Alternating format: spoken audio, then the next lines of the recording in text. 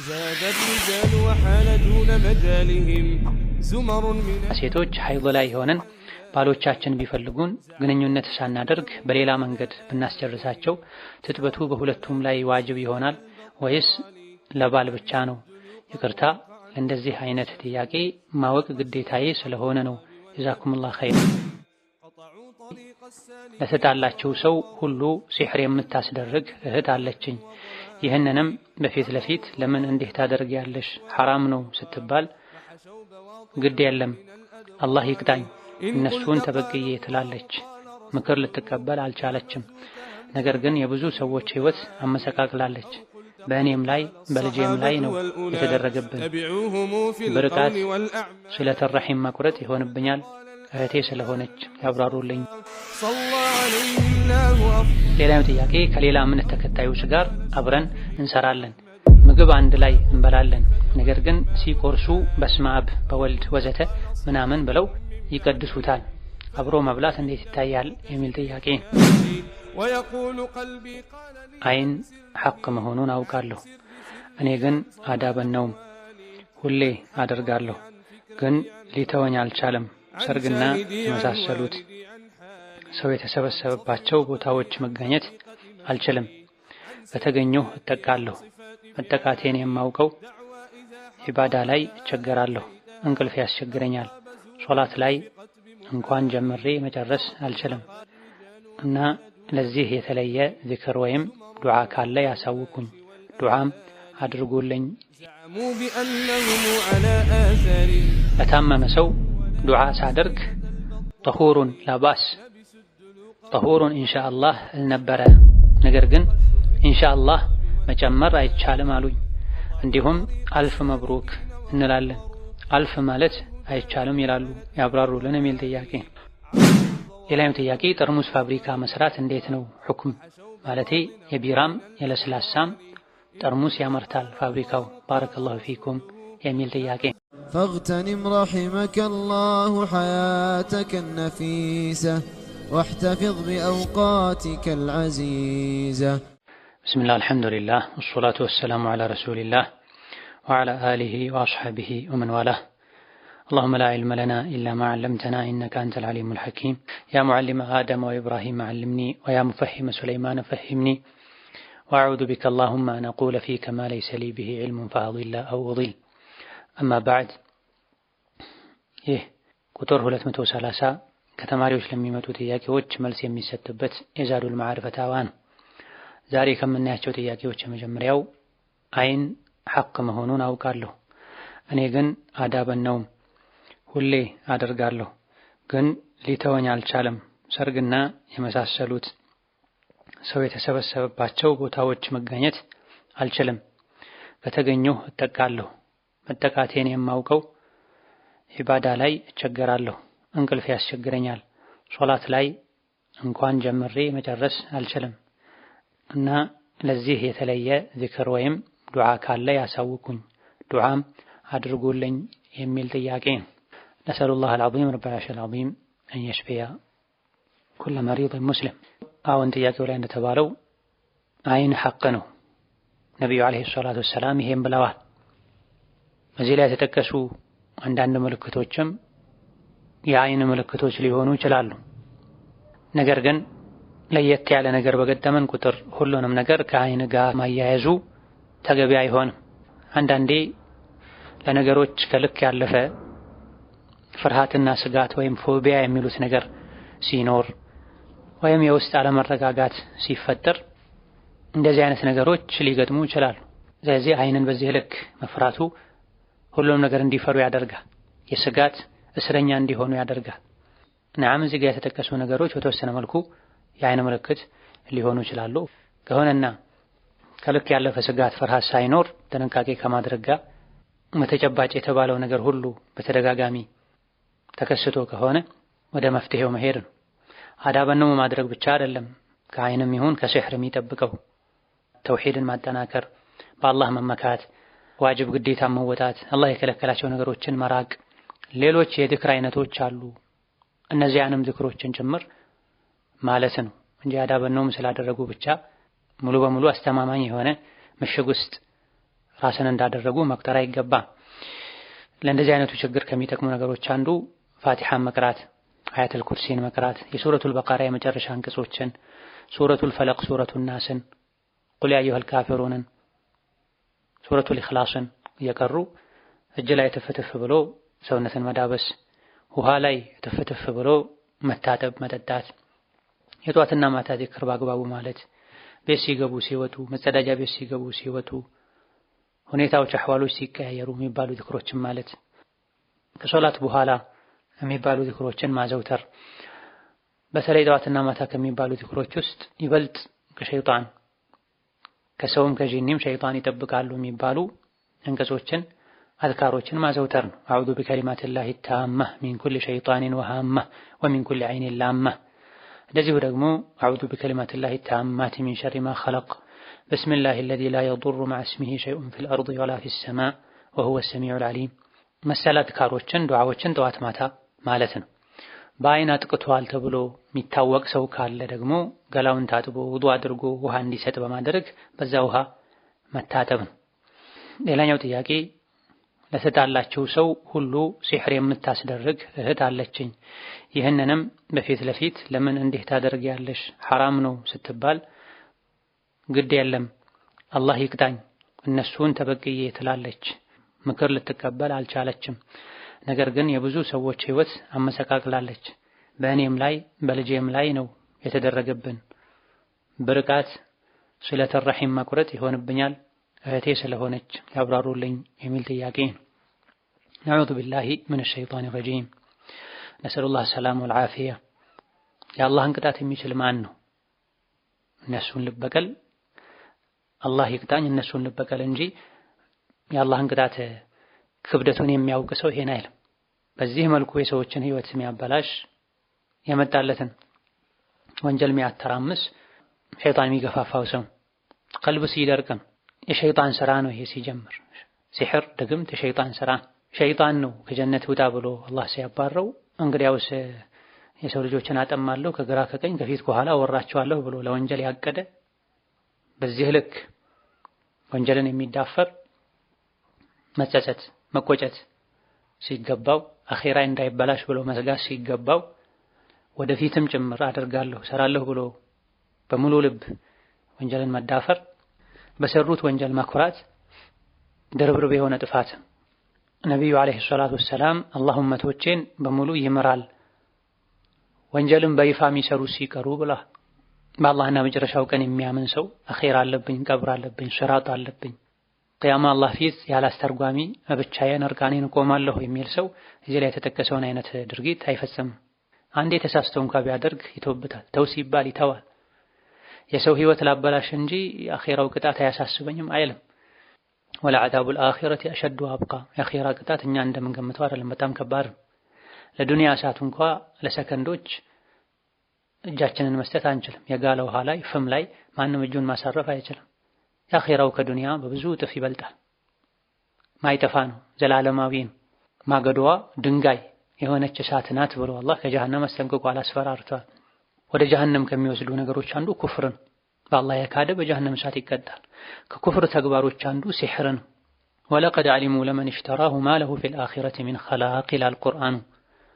ሲሕርን ድግምትን መምረጥ መጠቀም ስራዬ ብሎ መስራት አኺራን ያበላሻል። ይሄን ያደረገ አኺራ ላይ ድርሻ የለውም፣ ድርሻው እሳት ነው ማለት ነው።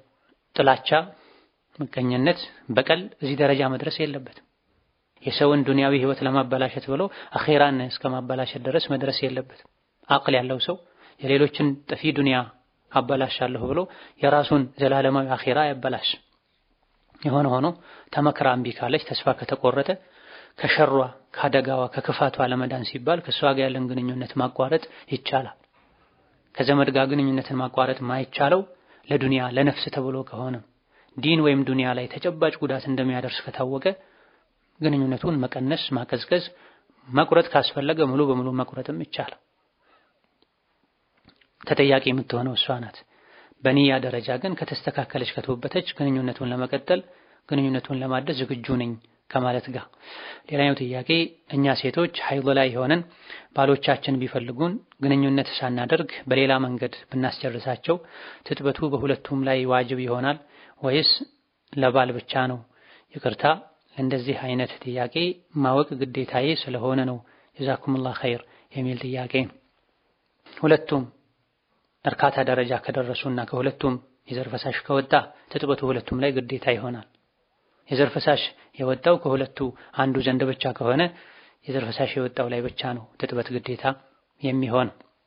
በትክክለኛ ሐዲሶች እንደተነገረው የነቢ ባለቤቶች ሐይድ ላይ ስንሆን ከእምብርት እስከ ጉልበት ያለውን የሰውነት አካላችንን እንድንሸፍን አዘውን አልጋ ላይ አብረውን ይሆኑ ነበር ብለው የነቢ ባለቤቶች አስተላልፈዋል። የሚከለከለው ግብረ ስጋ ግንኙነት ማድረግ ነው። ከግብረ ስጋ ግንኙነት ውጪ ባለ መንገድ ፈዕተዚሉ ኒሳእ ፊል መሒድ በሐይድ ጊዜ ሐይዱ የሚወጣበትን ስፍራ ራቁ የሚል ነው ቁርአኑ የሚለው። ከዛ ውጪ ባልና ሚስት ዲኑን ሳይጥሱ የፈለጉትን ማድረግ ይችላል። ሌላኛው ጥያቄ ከሌላ እምነት ተከታዮች ጋር አብረን እንሰራለን፣ ምግብ አንድ ላይ እንበላለን፣ ነገር ግን ሲቆርሱ በስመ አብ በወልድ ወዘተ ምናምን ብለው ይቀድሱታል። አብሮ መብላት እንዴት ይታያል የሚል ጥያቄ ነው። አላህ የሰጠንን ምግብ ለማንም ማስጠጋት፣ አላህ የሰጠንን ምግብ በማንም ስም መቀደስ መጀመር አይገባም። አንድ የሽርክ አይነት ነው። ስለዚህ እንዲህ አይነት ስህተት ከሚፈጽሙ ሰዎች ጋር እዛው አብሮ አንድ ማዕድ ላይ አለመብላቱ ቢቻል ይመረጣል። አስፈላጊ ሆኖ ከተገኘ ይሄን በማድረግ የሚከጀል ጥቅም ካለ፣ ይሄን ባለማድረግ የሚፈራ ጉዳት ካለ፣ የዲን ወይም የዱንያ ጉዳት የሚያስከትል ከሆነ ወይም በዚህ መልኩ አብሮ በመብላቱ እነሱን ወደ ዲን የመሳብ ተስፋ ካለ፣ የሚበላው ምግብ ሐላል እስከሆነ ድረስ ስጋና መሰል ነገር እስካልሆነ፣ ቦታው ላይ ሱፍራው ላይ ኸምር እስከሌለ፣ ወንድና ሴት እስካልተቀላቀለ ድረስ፣ ዲንና አኽላቅ ላይ ተጽዕኖ እስካላደረሰ ድረስ በልቶ ብቻ መለየቱ ችግር የለም። ምንም የሚያገናኝ የሚያስተሳስር ነገር እስከሌለና አብሮ መብላቱ ምንም ጥቅም እስከሌለው፣ ምንም ዓላማ እስከሌለው ድረስ እንደዚህ አይነቱን በአላህ ርዝቅ ላይ ሌላን ማመስገን ሌላን መቀደስ አይነትን ወንጀል መራቁ የተሻለ ነው። ሌላኛው ጥያቄ ለታመመ ሰው ዱዓ ሳደርግ ጠሁሩን ላባስ ጠሁሩን ኢንሻአላህ አልነበረ፣ ነገር ግን ኢንሻአላህ መጨመር አይቻልም አሉኝ። እንዲሁም አልፍ መብሩክ እንላለን፣ አልፍ ማለት አይቻልም ይላሉ፣ ያብራሩልን የሚል ጥያቄ። ከቀላሉ እንጀምርና አልፍ ብሎ መገደቡ አይገባም ነው። 1000 ብሎ መገደቡ አግባብ አይደለም። አላህ በረካ ያደርግላችሁ ብሎ ያለ ቁጥር መግለጹ የተሻለ ነው። ባረከላህ ነው መባል ያለበት እንጂ መብሩክ የሚለው እንደ ማዕና ጥሩ ማዕና የለውም።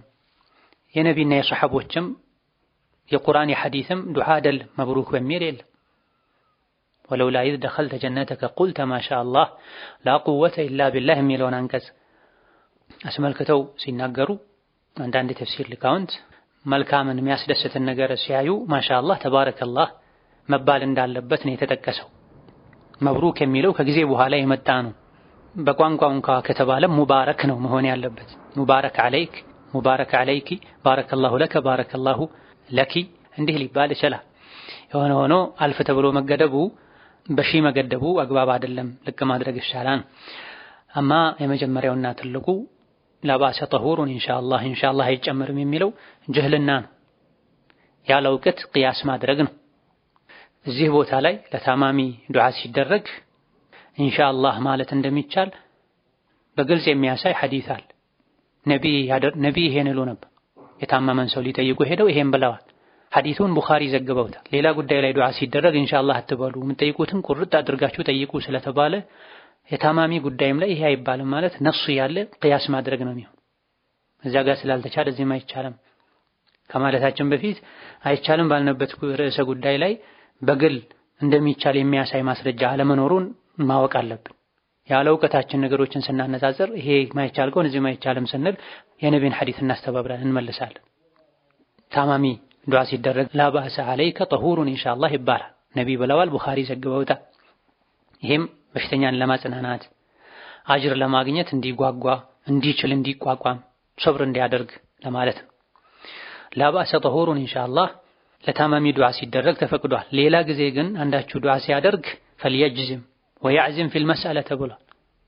አላህ ሆይ ከፈለክ እንዲያደርግልኝ ፍቃድህ ከሆነ እንዲያደርግልኝ በአንተ ፍቃድ እንዲያደርግልኝ አትበሉ። መልካም ነገር እስከሆነ ድረስ አድርግልኝ ብላችሁ ቁርጥ አድርጋችሁ ጠይቁ ተብሏል። ከፈለክ አትበሉት አላህ የሚያስገድደው የለም ተብሏልና ከዱዓ አደብ አንዱ አላ ይعلق بالمشيئة ዱዓው በመሺአ መንጠልጠል የለበትም። اللهم اغفر لي ان شئت ጌታዬ ከፈለክ ከማረኝ ከፈለክ ረዝቀኝ አይባል። ነገር ግን እዚህ የታማሚ ዱዓ ላይ ኢንሻአላህ ገብቷል ተፈቅዷል። ማዕናው ግን የተለያየ ነው። የተከለከለው ከፈለክ ማለት ለማንጠልጠል ነው። ከፈለክ ከማረኝ የዱዓ የታማሚ ዱዓ ላይ እንደዚህ አይነት ሌሎችም ለተድኹሉነ المسجد الحرام ان شاء الله آمنين محلقين رؤوسكم ومقصرين የሚል አንቀጽ አለ። አልፎ አልፎ መልካም ምኞት ላይ ዱዓ ላይ ኢንሻአላህ የገባበት ሁኔታ አለ። ይሄኔ የሚፈለገው በኢንሻአላህ ለተሕቂቅ ነው። አላህ በአላህ ፈቃድ ይረጋገጣል ለማለት ነው። ለመጠራጠርና ለማንጠልጠል ከፈለክ አድርገው ካልፈለክ አታድርገው ለማለት አይደለም። የሙታን የቀብር ዚያራ ላይም ወይና ኢንሻአላህ ቢኩም ላሂቁናል እኛም አላህ ከሻ ወደ እናንተ ምን መጣነን ይላል። ሞተን ወደ ሙታን ወደ ቀብር መሄዳችን ከመረጋገጡ ጋር ይሄ ይባል ለተሕቂቅ ነው። በአላህ ፈቃድ ይሆናል መሆኑ አይቀርም ማለት ነው። ስለዚህ ታማሚ ላይ ዱዓ ስናደርግ ጠሁሩን ኢንሻአላህ ስንል በአላህ ፈቃድ ይሆናል ወንጀል ማራገፊያ ይሆንልሃል ማለት ነው የተፈለገበትና ጫፍ ጫፉን ይዘን ያለ እውቀት ልንናገር አይገባም። በእውቀታችን ልክ ልንናገር ዲን ላይ ጥንቃቄ ልናደርግ ይገባናል። ሰዎች እናሳስታለን። ከዛ በላይ ግን ቁርአን ሐዲስን እናስተባብላለን። ሌላኛው ጥያቄ ጠርሙስ ፋብሪካ መስራት እንዴት ነው ሁክም? ማለቴ የቢራም የለስላሳም ጠርሙስ ያመርታል ፋብሪካው ባረከላሁ ፊኩም የሚል ጥያቄ። ባላጭና ተመራጩ ከእንደዚህ አይነቱ ቦታ መራቅ ነው። አንድ ሰው ስራ አጥቶ ከተቸገረ እሱ የሚሰራበት ክፍል እሱ የተመደበበት ክፍል የለስላሳ ጠርሙሱ የሚመርትበት ክፍል ከሆነ መስራት ይችላል። የቢራ ጠርሙሱ የሚመርትበት ክፍል ከሆነ መስራት አይችልም። በወንጀል መተባበር ይሆናል። ዞሮ ዞሮ መነካካቱ ጥሩ ስለማይሆን የሥራ አማራጭ ያለው ሰው እንደዚህ አይነቱ ተቋም ውስጥ ሐላል የሆነውም ዘርፍ ላይ ባይሰራ ይመረጣል። ምንም አማራጭ ካጣ ግን ሐላል የሆነው ዘርፍ ላይ መስራት ይቻላል። ሌላኛው ጥያቄ 9 ወር የሞላው ጽንስ ሆድ ውስጥ ከሞተ ሊታጠብ ሊከፈን ሊሰገድበት ይገባልን? አዎ ነፍስ ከተዘራበት 9 ወርም ባይሞላው ነፍስ ከተዘራበት ሊታጠብ ሊከፈን ሊሰገድበት ስም ሊወጣለት አቂቃ ሊደረግለት ይገባል። ሌላኛው ጥያቄ በጣም የቆየ የሰው ዕዳ አለብኝ ከ5000 ብር አይበልጥም። ሰዎቹ ክርስቲያኖች ናቸው። ለመክፈል ባፈላልጋቸውም ማግኘት አልቻልኩም። ስለዚህ እያሰብኩ በጭንቀት ለሞት ነው። ምን ማድረግ ነው ያለብኝ ያብራሩልኝ የሚል ጥያቄ። አንድ ሰው ሲበደር የተበደረውን ሰው ስም፣ አድራሻ፣ የገንዘቡን መጠን መመዝገብ አለበት። ከራሱ አድራሻ በተጨማሪ የቤተሰብ የወራሽ አድራሻን ቢያዝ መልካም፣ በተለይ ከፍ ያለ ብር ሲሆን። ይሄን ጥንቃቄ አድርጎ የተበደረውን ሰው ያጣ ሰው ዓመት ይጠብቃል። ሊገኙበት ይችላል የሚባል አካባቢ ላይ ያፈላልጋል። በተለይ አሁን ባለንበት ጊዜ በሶሻል ሚዲያ በሌሎችም በሚዲያ መገናኛ መንገዶች የጠፋን ሰው ማግኘት ይቻላል። ይሄ ሁሉ ተደርጎ ባለቤቱ ካልመጣ ካልታወቀ ለራስ መጠቀም ይቻላል። ሲመጣ ሰጣለሁ በሚል ንያ ለሌላ ለምስኪን መስጠትም ይቻላል። አጅሩን አላህ ለሱ እንዲሰጠው ተብሎ ይሄንም ከመጣ ለአቅመ ደካማ ሰጥቼልሃለሁ፣ ለበጎ ዓላማ አውዬልሃለሁ፣ ከፈለክ አጅሩን ከጌታ ተሳሰብ፣ ካልሆነን ካገንዘብህን ይባላል። ካፍር ሰደቃ ቢሰጥ ቢሰጥለት አጅር ያገኛል ወይ? የራሱ ገንዘብ እስከሆነ ድረስ በሰጠው ሰደቃ ለበጎ ነገር ባወጣው ወጪ አላህ እዚህ ዱንያ ላይ እንደሚያበላው እንደሚያጠጣው ነቢ ተናግረዋል አለይሂ ሰላቱ ወሰላም። ሙስሊም ሙእሚን በአኺራ የሚያምን ሰው ሲሆን ባደረገው ነገር እዚህ ዱንያ ላይም አላህ ይመነዳዋል፣ ይተካለታል፣ አኺራም እጥፍ ድርብ የሆነ ምንዳ ይመነዳዋል ተብሏል። ሌላኛው ጥያቄ ሀገር ቤት የሚገነባ መርከዝ ነበረ። ለሱ በቋሚነት በየወሩ ለመደገፍ ንያ አድርጌ ለ2 ዓመት ያክል አስገብቻለሁ። አሁን ግን በሰው ሀገር ስራ ፈትቼ ከተቀመጥኩኝ ዓመት ሊሞላኝ ነው እና አሁን ትንሽ ብር በእጄ አለች። ይህችን ብር ለመርከዙ እንዳልካት፣ እናቴም በተለያየ በሽታ ታማሚ ናት፣ በየጊዜው ትታከማለች። ከአላህ በታች የሚረዳት እኔ ነኝ። በዛ ላይ ስራ የለኝም። እንዴት ላድርግ ኡስታዝ ጀዛኩሙላህ ኸይር የሚል ጥያቄ። ላ ዩከልፉ ላሁ ነፍሰን ኢላ ውስዐሃ። አላህ ተባረከ ወተዓላ አንዲትን ነፍስ ያለ አቅሟ አያዛትም። ነድር እስካልሆነ ድረስ መልካምን ነገር ነይቶ አንድ ሰው የቻለውን ያክል ያደርጋል፣ ካልቻለ ያቆማል።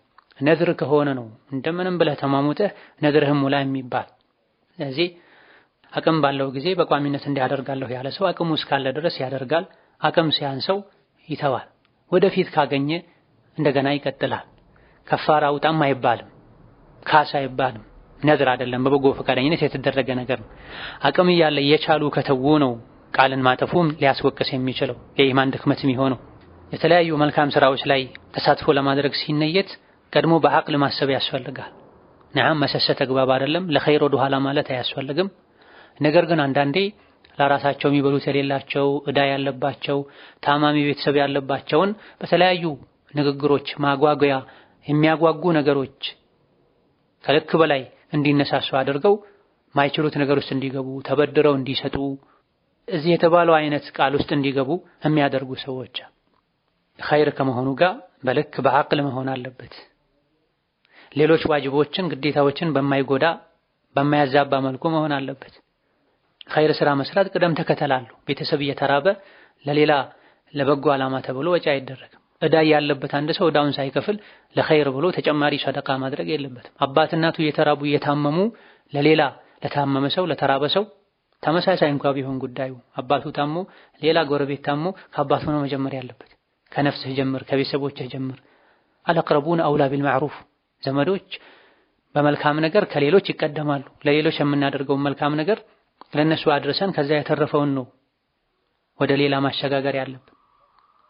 ስለዚህ ያለውን ገንዘብ ለታማሚ እናት ማዋል፣ ከዛ በፊትም ራስ ከተቸገሩ ከተራቡ ለራስ ማድረግ፣ የተረፈውን ለሌሎች ማድረግ። ይሄ የሚባለው ሚዛናዊ ለመሆን ነው። ያለው ሰው አቅም ያለው ሰው በአቅሙ ልክ ኸይር ነገር ላይ ሊሳተፍ ይገባል። ኸይር ነገር ላይ መሳተፍ ራስን ወጪውን መጠበቁ መርዳቱ ግዴታ የሆነን ቤተሰብ በሚጎዳ መልኩ መሆን የለበትም። ሌላኛው ጥያቄ የሞተን ሰው አካል በህይወት ላለና ይህ የሰውነት አካል ለሚያስፈልገው ሰው መጠቀም እንዴት ይታያል? ለምሳሌ ከሞተ ሰው አይን እንዲሁም ሌሎችን አካሎችን በአጠቃላይ የሰውነት አካልን ከሞተ በኋላ ተበሩ ለማድረግ ለመለገስ ማለት ነው። ወስያ ማድረግስ በእስላም እንዴት ይታያል? ያብራሩልኝ ጀዛኩሙላህ ኸይር የሚል ጥያቄ። ይህ በዘመናችን ያሉ ሊቃውንት አስተያየቶቻቸው ከተለያዩባቸው ውዝግብ ኺላፍ ካለባቸው ነጥቦች መሃል አንዱ ነው። ይቻላል ያሉ ሊቃውንት አሉ፣ በፍጹም አይቻልም ያሉ አሉ። መካከለኛ አድርገው መስፈርቶችን አስቀምጠው የፈቀዱ ሊቃውንት አሉ። በርካታ ሙሐቂቅ የሆኑ በዘመናችን የነበሩ አይማዎች የሚመረጡት ከእንዲህ አይነት ነገር መራቅ ነው። ስሞት አይኔን ለገሌ ኩላሊቴን ለገሌ ሰጥቻለሁ ብሎ አለመናገር። ምክንያቱም የሰው ልጅ አካላቱ የሱ አይደሉም፣ የአላህ ናቸው። አላህ የሰውን ልጅ ሙሉ አድርጎ ፈጥሮታል። በዛው ሙሉ ሰውነቱ ከጌታው ጋር መገናኘት አለበት። የተለያዩ የሰውነት አካላትን በማጣት የተፈተነ ሰው ሶብር ማድረግ አለበት። በሌላ መልኩ የሚካስ ከሆነ በሌላ መልኩ የሚስተካከል ከሆነ ለማስተካከል መሞከር አለበት እንጂ የሰውነትን አካል ልክ እንደ የመኪና ሌሎችም እቃዎች ቆርጦ መገጣጠሙ አግባብ አይደለም። ሌላኛው ጥያቄ ኒካህ አስሬ ነበረ። እኔ ያለሁት አረብ ሀገር ነው። መጀመሪያ ተያይተን አይቶኝ ወዶኝ ነበር ኒካህ የታሰረው። አሁን ባልታወቀ ምክንያት አልወድሽም፣ አላፈቅርሽም፣ ላንቺ ምንም አይነት ቦታ የለኝም አለኝ። ፍቺ መጠየቅ እችላለሁ? ከቻልኩስ የሱ ሐቅ አለብኝ? የላኩለትም ገንዘብ ነበረኝ መቀበልስ እችላለሁ ወይ? እሱ የማህር ብር ራሱ አልሰጠኝም። ጀዛኩሙላህ ኸይራን የሚል ጥያቄ። በርቀት የመጋባት አንዱ ጉዳት ይሄ ነው።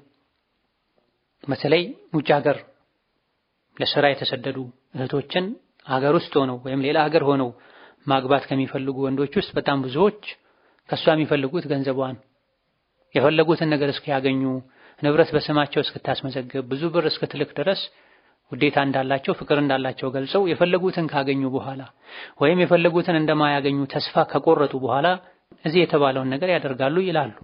ስለዚህ ኒካህ ከማሰር በፊት ስለሚያገቡት ሰው ማንነት፣ ምንነት፣ ምን ፈልጎ እንደመጣ፣ ዓላማው ምን እንደሆነ፣ ምን አይነት ቤተሰብ እንደሆነ፣ ከምን አይነት ቤተሰብ እንደወጣ፣ ስራው ምን እንደሆነ፣ ውለው የት እንደሆነ መታወቅ አለበት።